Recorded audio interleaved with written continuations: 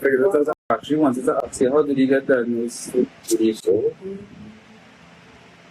Because I only figured it out. So I mean, like, we diagnose people with ADHD. Yeah.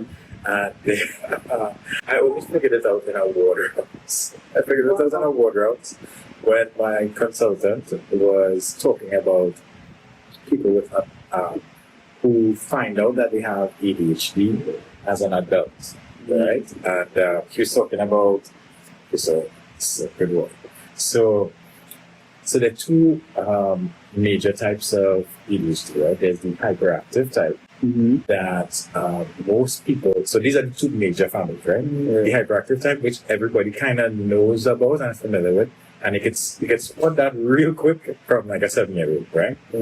They're running up and down, they just can't stop with the screaming, picking up the stick, putting on that thing, jumping on the couch, whatever, right? So that's just, that's not how you diagnose it, but it's easy to see it and then start thinking, maybe I should get this person formally diagnosed, so that, right? And then there's another type called the inattentive type, which is a little bit harder to recognize, right?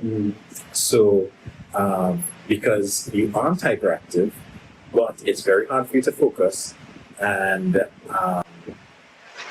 because it's hard for you to focus, it leads to different emotional things and stuff later on.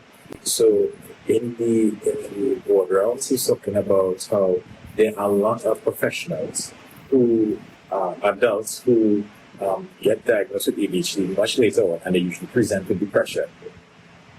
They don't come in and say, "Hey doc, I really can't concentrate," It's actually, they usually get overwhelmed to the point that they feel depressed because they're not getting a lot of stuff done. And they show up in the emergency room like suicidal or something like that.